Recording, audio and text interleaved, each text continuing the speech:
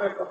ಪರಮಾತ್ಮ ವಾಣಿ ಕೊಟ್ಟಾನ, ಬಾಯ ಕೊಟ್ಟಾನ. ಎದಕ್ಕಾಗಿರುತ್ತೆ ಕೇಳಿದ್ರೆ ಎದಕ್ಕೆ ಅನ್ಬೇಕ್ರಿ ಅಂದ್ರೆ ಯಾರು ನಾಮಸ್ಮರಣೆ ಮಾಡ್ತಾರೋ ಅವ್ರ ಪಾಪ ಹೋಗುತ್ತೆ, ಪುಣ್ಯ ಸಂಗ್ರಹ ಆಗ್ತದೆ. ಪಾಪ ಹೋಗೋದಕ್ಕೋಸ್ಕರವಾಗಿ ನಾವು ನಾಮಸ್ಮರಣೆ ಮಾಡಬೇಕಾಗ್ತದೆ. ಎಲ್ಲರೂ ಬೇಕಾದ ಜಯ ಮಂಗಲಂ ಜಯ ನಮಃ ಜಗದ್ಗುರು ಶಿವಾನ್ ಶ್ರೀಮದ್ ಜಗದ್ಗುರು ಪೂರ್ಣಾನಂದ ಶ್ರೀಮದ್ ಜಗದ್ಗುರು ಶ್ರದ್ಧಾನಂದ ಶ್ರೀಮದ್ ಜಗದ್ಗುರು ಅಭಿನವ ಶಿವಾನ್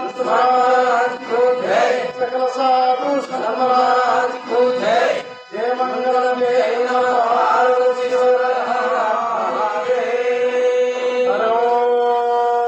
ವಕ್ರತುಂಡ ಮಹಾಕಾಯ ಸೂರ್ಯಕೋಟಿ ಸಮಪ್ರಭ ನಿರ್ವಿಘ್ನಂ ಕುರು ಮೇ ದೇವ ಸರ್ವಕಾರ್ಯ ಸರ್ವದಾ. ಓಂ ಗುರುಬ್ರಹ್ಮ ಗುರುರ್ವಿಷ್ಣು ಗುರುರ್ದೇವೋ ಮಹೇಶ್ವರಃ ಗುರು ಸಾಕ್ಷಾತ್ ಪರಬ್ರಹ್ಮ ತಸ್ಮೈ ಶ್ರೀ ಗುರುವೇ ನಮಃ ತಸ್ಮೈ ಶ್ರೀ ಗುರುವೇ ನಮಃ. ಮಾನವಾರ್ಥಂ ಆವಿರ್ಭೂತಂ ಮಾನವೇವಾದ ಲಕ್ಷಕಂ ಶಿವರೂಪಂ ಶಿವಾನಂದಂ ವಂದೇ ಜಗದ್ಗುರು.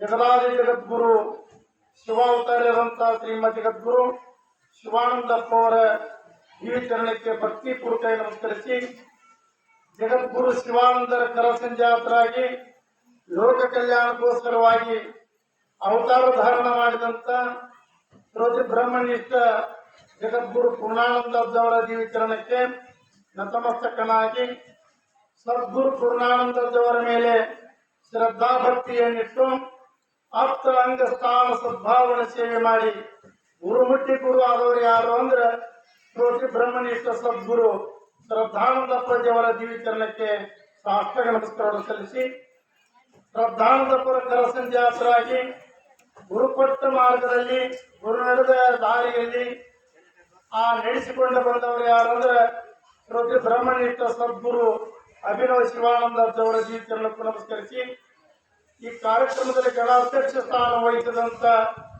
ಅರಳಕಟ್ಟೆಯ ಪೂಜ್ಯರಾದಂತ ನಿಜಗುಣ ಶಿವ ಯೋಗಿಗಳ ಮಹಾತ್ಮರ ಜೀವಿತರಣಕ್ಕೂ ಭಕ್ತಿಪೂರ್ವಕ ನಮಸ್ಕರಿಸಿ, ಸಂಚಾಲಕರಾದಂತಹ ಶ್ರೋತಿ ಬ್ರಹ್ಮನಿಷ್ಠ ಸದ್ಗುರು ವಿದ್ಯಾನಂದ ಮಹಾಪೂಜ್ಯರ ಜೀವಿತರಣಕ್ಕೂ ನಮಸ್ಕರಿಸಿ, ಕಾರ್ಯಕ್ರಮದಲ್ಲಿ ಪಾಲ್ಗೊಳ್ಳುವಂತ ಶ್ರೋತಿ ಬ್ರಹ್ಮನಿಷ್ಠ ಸದ್ಗುರು ಗುರುಪಾದೇಶ್ವರ ಮಹಾಸ್ವಾಮಿಗಳ ಜೀವಿತರಣಕ್ಕೂ ನಮಸ್ಕರಿಸಿ, ತಿಂಗಳ ಪರ್ಯಂತರವಾಗಿ ನಮ್ಮೆಲ್ಲರಿಗೆ ಜೈ ಉಪಾಸನವನ್ನ ಕ್ರಮಬದ್ಧವಾಗಿ ಉಪಾಸನ ಕಾಂಡ, ಕರ್ಮಕಾಂಡ, ಜ್ಞಾನಕಾಂಡವನ್ನ 3 ತಿಳಿಸಿಕೊಟ್ಟಂತವ್ರು ಯಾರು ಅಂದ್ರೆ ತೋರಣಕಟ್ಟೆಯಿಂದ ಬಂದಂತ ಶ್ರೀ ಆರ್.ವಿ.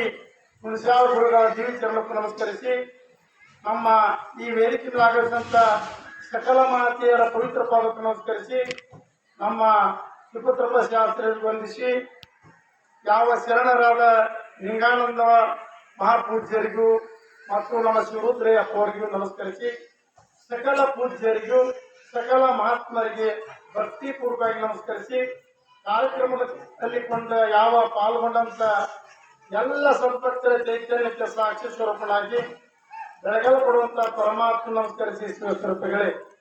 ಇವತ್ತಿನ ಅಧಿಕರಣ ವಿಷಯ ಏನು ಅಂತ ಕೇಳಿದ್ರೆ ತನಕ್ಕಿಂತ ಪ್ರಿಯವಾದ ವಿಷಯವನ್ನು ಅಂತ ಅಂದಾರ. ಮನುಷ್ಯನ ವೃತ್ತಿದ ಮೇಲೆ ಯಾವುದೋ ಮನುಷ್ಯ ಇರಲಿ ಯಾವನೇ ಇರಲಿ, ಯಾರ ಮ್ಯಾಗ ಪ್ರೇಮ ದೇವ ಅಂದ್ರೆ ತಮ್ಮನ ಬಿಟ್ಟು ಯಾರು ಪ್ರೇಮ ಇಲ್ಲ. ತಮ್ಮನ್ನ ತಿದ್ದುಕೊಂತಾರ. ತಾವು ಎದ್ದುಕೊಳ್ಳಿ ಏನಪ್ಪಾ ಅಂದ್ರೆ ಇನ್ನೊಬ್ಬರ ಮೇಲೆ ಯಾರು ಪ್ರೇಮ ಇರಲಿಲ್ಲ. ತನ್ನ ದೇಹದ ಮೇಲೆ ತನ್ನ ಶರೀರದ ಮೇಲೆ ಮೋಹ ಇರ್ತಾರ. ಹೇಗಿರ್ತಾರಂದ್ರ ತಮ್ಮ ಶರೀರಕ್ಕನ್ನ ತಿದ್ದುತ್ತಾರ, ಇಡ್ತಾರ, ಒಳ್ಳೇದನ್ನ ಮಾಡ್ತಾರ. ಇನ್ನೊಬ್ಬರ ಬಗ್ಗೆ ಯಾಕೆ ಮಾಡುದಿಲ್ಲ ಅಂತ ಕೇಳಿದ್ರೆ ಅದಕ್ಕೆ ನಿಜಗುಣಿಸುವ ಏನ್ ಹೇಳ್ಯಾರಂದ್ರೆ ಕೈವಲ್ಯ ಎಂಬ ಪದ್ಧತಿ ಗ್ರಂಥದೊಳಗೆ ಮಾತು ಹೇಳ್ಯಾರ. ಬಹಳ ಸಾಹಿತ್ಯೊಳಗೆ ಇಲ್ಲಿ ಒಂದು ದೃಷ್ಟಾಂತ ಕೊಟ್ಟು ನಂಬುತ್ತೇನೆ. ಯಾರ ಮ್ಯಾಗ ಪ್ರೇಮ ಅದರ, ಯಾರೊಳಗೆ ಹೆಂಗದರ ಅನ್ನೋದ್ರ ಬಗ್ಗೆ ಒಂದು ಮಾತನ್ನು ಹೇಳ್ತಿದ್ದೇನೆ. ಎಲ್ಲ ಸದ್ಭಕ್ತರು ಸುರು ಕೊಡಬೇಕು. ಇಲ್ಲಿ ಏನಪ್ಪಾ ಅಂತ ಕೇಳಿದ್ರೆ, ಒಬ್ಬ ಶಿಷ್ಯ ಗುರುಗಳ ಹತ್ರ 12 ವರ್ಷ ಸೇವೆ ಮಾಡಿದ. ಹುಡುಗ ಎಷ್ಟು ವರ್ಷ? 12 ವರ್ಷ ಸೇವೆ ಮಾಡಿದ. 12 ವರ್ಷದ ಹುಡುಗಿದ್ದ. 24 ವರ್ಷ ಆಯ್ತು. ಆ ಹುಡುಗನ್ನ ನೋಡಕ್ ಯಾರು ಬಂದ್ರಂದ್ರೆ ಅವ್ರು ಹಾಕ ಬಂದ್ರು.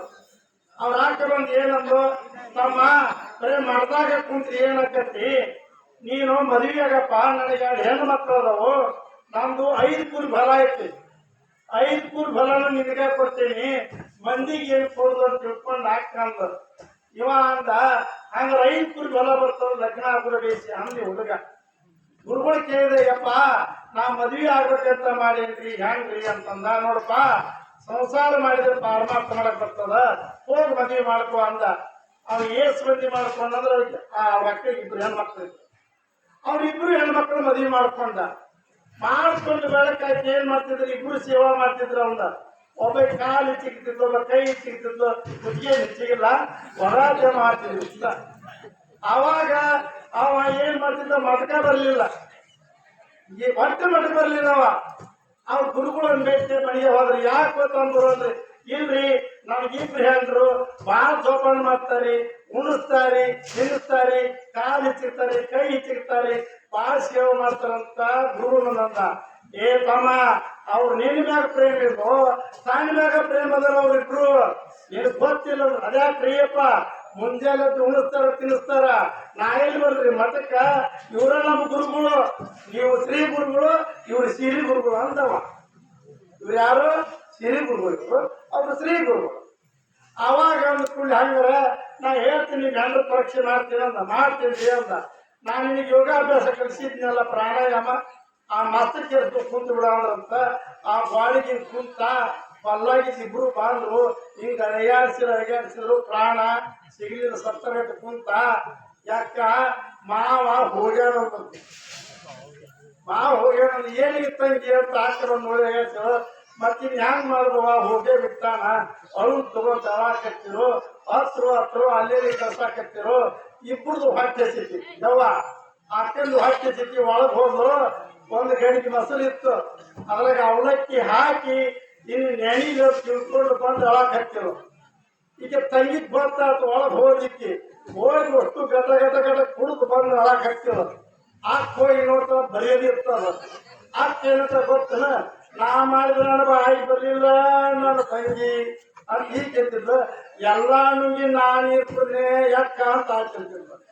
ಅವ ಅಂದ, ನಾನು ಬಿಟ್ಟು ಕೂಡಿ ಹೆಂಗ್ ಉಂಡ್ರು ಅಂತ ಅವಾಗ ಕೇಳಿನಪ್ಪ.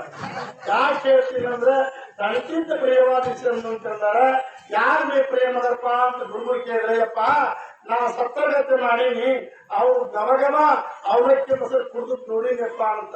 ಮತ್ತೆ ಯಾರ ಮೇಲೆ ಪ್ರೇಮ ಅದಪ್ಪ ಅಂದ, ಯಪ್ಪ ನಿಮ್ಮೆ ಗಿಡ ಮೇಲೆ ಪ್ರೇಮ ಅದರ, ತಮ್ಮ ಮೇಲೆ ಪ್ರೇಮ ಅದರ. ಮತ್ತೆ ಯಾರಪ್ಪ ಅಂದ್ರ, ಎಲ್ಲದಕ್ಕೂ ಉದ್ಧಾರ ಮಾಡೋ ನೀನೇ ಸದ್ಗುರು ಆತಪ್ಪ ಅಂತ ತಿಳ್ಕೊಂಡು ಪಾದಕ್ಕೆ ಬಿದ್ದು ಪಾರಮಾರ್ಥ ಮಾಡಿದ ಪ್ರಪಂಚ ಮಾಡಿದಂತ ಬರ್ತದೆ. ಇನ್ನೂ ಸಕಲ ಪೂಜ್ಯರು ಹೇಳ್ತಾರೆ, 2 ಮಾತನ್ನು ಮುಗಿದ್ದೇನೆ.